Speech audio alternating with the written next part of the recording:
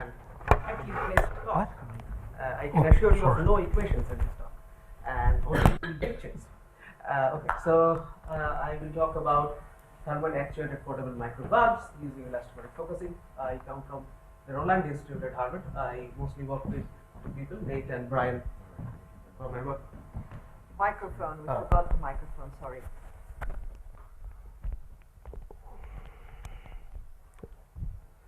Okay. So a little bit about the Roland Institute. Somehow it's cut on the top. Fine, great. So it was founded by Edwin Land in 1982. He made the world's first instantaneous camera in 1937. He started the Polaroid company. After his retirement, he actually made this institute to work with his colleagues. It ran independently from 1992 to 2001. Somehow the last part is cut. We merged with Harvard in 2002, and one of the institute's main goals is to make new tools of its first kind. So the institute is of many firsts. Somehow that complete top part is cut, so maybe in many cases the top part will get cut. This is an original experiment that was done by Howard Berg in 1982, where he tracked E. coli for the first time using this microscope. So this literally followed an E. coli, like 1 micron at a time, and you can see this old TV that he used to even look at that system. Many upgrades that happened. Now it's an icon system, and now they actually use a computer to look at it. Then Stephen Bloch was at the institute. He, by optical trapping, saw the first Keynesian motion at the institute. He was helped by Arthur Ashkin, who won the Nobel Prize last year. They slowed down light to 17 meters per second at the institute in 1999. And then Bonimir Dojic, after our merger with Harvard, he was the first fellow who worked on active pneumatics, and many people there worked on interesting experiments to look at DNA and other targets. So if in any case there are early career scientists who have cool experimental ideas and new programs, please apply this year in September. So today's talk will mainly focus on a portable microfluidic valve. So portability in microfluidics is a problem. You can't, so most of these devices work in the lab, but for flexible and wearable devices and rapid detection on field, it is important to have portable systems outside. I will talk about what principles is based on, and then I'll talk about some future directions, which is actually a material science challenge. So pneumatic microfluidic valves have been there for some time. This paper is originally by Stephen Queck in 2000, 19 years back. So he talked about a two-step lithography system where the control lines, which are gas pressurized lines, run over the flow channels, and when the control lines are gas pressurized, which run perpendicularly with the channels below, they all expand and hence close all these channels at the same time. So you are creating small fluidic cells inside this system, which are your zones where reactions in microfluidics can happen. So this is a multi-step soft lithography process. The control is extremely tough because you basically use these extremely large tanks and controllers to make these devices happen. This was the first device that could do 400 parallelized polymerase chain reaction at the same time. So this is what was the first realization of high throughput fluidic systems, which was a very fantastic soft lithography system. But these devices are extremely complicated. As you can see, each of these devices has so many parts, and all these channels have to be individually actuated by a solenoid valve which has this size, and this makes the devices extremely large and tough to carry these kind of gas tanks with you all around. George Whitesides talked about screwy microvalves. So this was his really cool idea, where he literally screws the screw and closes the channels in order for these microfluidic devices to work. The size is extremely large. This is at least several centimeters long, and even in 2019 for this parallelized design, this system is quite popular. So then there were some trials to make it more portable, where they used wax and bimetallic strip and various other kind of materials to put them, which is a fabrication challenge, and wax can cause various adhesion problems. Whitesides then after that came with an idea of using gas to close these things, but a pressurized hot gas tank itself is a difficult process. But we got heavily influenced by this work in Singapore by Pichai to make our device. So our device has two systems. One on the top there is a rigid plate, and below there is a rigid plate. In between there is an elastomer which basically expands on its own. by a heater, which I will talk about later, and this heater will heat the system up and cause the expansion of the system by itself. So the principle lies here at the fact that there is a rigid layer below and there is a rigid layer on the top. The channel is inside this. This elastomeric layer heats up. The focusing is very important. So when this material heats up, the expansion is focused in this zone and hence it closes the channel properly. If you have a soft to soft confinement, then it will not work, because this expansion will go everywhere and hence it will not close the channel. So this focusing is really helpful. If you heat like a 300 micron layer elastomer, the expansion will be not much, but the focusing gives at least one order higher expansion, which is quite important in this case. So the device functionality. So this red light that is going on is the frequency at which I am putting power into the system. If you see that, now you can see that the channel is closing, which is the heated elastomer, and the actuation delay between the red light and the system is even less than a second. So this is an extremely fast actuating device too, in its own way. So this elastomeric focusing of this system really works in this specific way to make the device perform very fast. It's very, very reliable, and actually we have run it till 10,000 cycles so that you can use it everywhere. So from that, so this is our device, which has a PCB on the top, a glass in the bottom. On the PCB we have placed the heater, which I will talk about, and then a way to make the elastomer. So the PCBs are designed in Eagle, and on CAD we design the microfluidic channels itself, and then we get the PCBs manufactured from vendors in the Shenzhen area.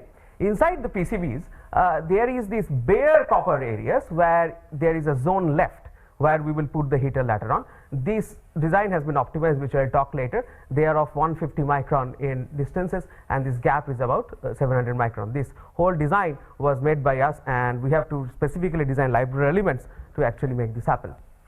We place the ink by screen printing of 2 strokes using a laser cut system. Now I at least developed 40 kinds of conductive inks to try out and see that whether it will work properly in the system or not. So this ink has carbon black, it has an ester and acetate, a binder, and fused silica, so that we get an interesting characteristic. Carbon inks are typically conductive, but the problem of carbon inks is that the resistance decreases with temperature, because typically there is a resistance coefficient, and for carbon it is negative, but carbon inks can bear very high temperatures too. So in order to get this kind of a characteristic, we had to mix many things with the ink, which is now under IP filing, where the ester is for an uniform dispersion of the carbon black, the acetate and the fused silica brings the resistance characteristics, and the binders help it to remain stable even at higher temperatures. So this structure is actually an optimized structure, and I will show you how many trials we actually did to come to this this structure that you get here. So these many kind of structures were tried with various kind of inks to reach the current device configuration. So one important thing to look here is that this part. So if you, by any fabrication method, you typically develop a square shape structure. If you hit that, then that will form kinks, and hence the channel will not close properly. So it is important to make this structure, and hence the lithography process has to change. So I talk about the full lithography process, but the most important part is this baking of this specific developer, which the photoresist, which at a very, very slow ramp over a very long time provides you this reflow characteristics that you get in this case, and that forms this structure. The channels are made by actuated. They are 150 micron height and 150 micron in dimensions. Once that is done, this is the typical procedure of making a system. So you have the wafer, then you make a mold out of it, you do surface treatment, then you do a stamping. Now what we change in this case is this soft stamping method, because when you bake this stamp, then a soft polymer and a soft system will have misalignments, and this misalignment will screw up your device to function properly. So in order to make a rigid stamp, we this is on a 4-inch wafer, we actually make a ridge around it, and then we make a rigid stamp which is actually made out of a construction material and aluminum powder. This stamp can be cleaned as you want, and hence once you have this rigid stamp, you can make many devices at the same time and parallelize the process of making microfluidic devices. It's the design makes it quite interesting. It's very low shrinkage at very high temperatures and extreme flatness, which is an important thing for making microfluidic devices properly. So first we coat the PCB with adhesion promoter, then we pour the elastomer and degas it, and then we place the PCB. If you directly place it, you will introduce bubbles in this case. So here we use capillarity to do it. So as you slowly place it, since there is an adhesion promoter here, the capillarity will slowly form a film that will cover the whole structure and introduce no bubbles inside this device. Once you have it, you align it properly, and the structure is maintained by this 300 micron tall height adjusting system that can keep it in shape. After that, so you can see that the microfluidic channels are all embedded inside this into this polymer, and on the top, if you put the glass slide, then it will become this system where you can see the copper lines, but also you can see that there are exposed copper clads. There is this heater, and on top the valves are there, which are constrictions in the flow paths, and the flow channels are 150 micron in dimension. So now comes the video of an actually working device. So the device is only 3.4 centimeters in tall, and an Arduino is used inside this black box to run the system. So now all the valves are closed, and we will first push the fluids, which are of 4 different colors, in order to test. First we open the blue one and let the blue system flow. Then after this we will let another one to flow, and you will see that at the junction, since it is a microfluidic system, the interesting part happens that there is no mixing at this part. So this really helps to run 4 fluids through this system.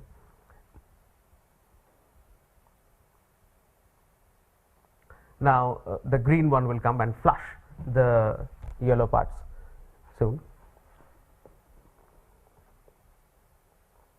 and finally the red one. And you will see that there are certain small dead zones at the edges of the system, which you actually specifically do not use. So this fast actuation is achieved by these valves, and you can see the momentous nature of them, and how fast you can make this device work. So finally comes basically the future part, which I actually came here and I got an interesting idea today when I was looking at the magnetoelastic talk today morning. So for wearable devices, all of these will become soft, and hence we now have a way of 3D printing basically soft PCBs. So that will work properly. We know about the lithography, and on the top, if there is a soft layer, then you can have a truly wearable device. But then it will be very tough to close the system, because soft on soft, as I said, the focusing won't work properly. So that focusing, we believe, can be achieved now by using liquid crystal elastomers or dielectric elastomers, which are now being quite studied. But the actuation time of these systems are very, very long. So liquid crystal elastomers, the best. So I had a discussion with Professor Tim White, who visited us at the institute for some time. We basically found out that his recent work talks about a liquid crystal elastomer that takes at 180 seconds to expand and close the channel. So 180 seconds is 3 minutes. That is extremely long for a microfluidic system to perform and work. So we are working with him to come up with new designs for liquid crystal elastomers, so that we can have faster actuation. And he came up with this idea that you can have structured snap to buckle transitions in liquid crystal elastomers, where the microstructures can change at a slow pace, but the overall structure can change, so that you can have an expansion inside the device by itself. So if you have other suggestions in designing these kind of materials for patterning, lithography and printing, I am very much interested in discussing with you. Thanks.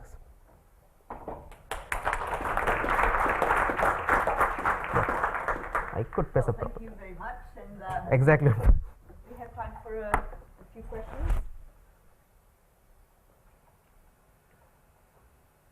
Well, if there are no questions, I think we'll thank all the speakers this afternoon. And wait a minute, there are drinks, but also the posters.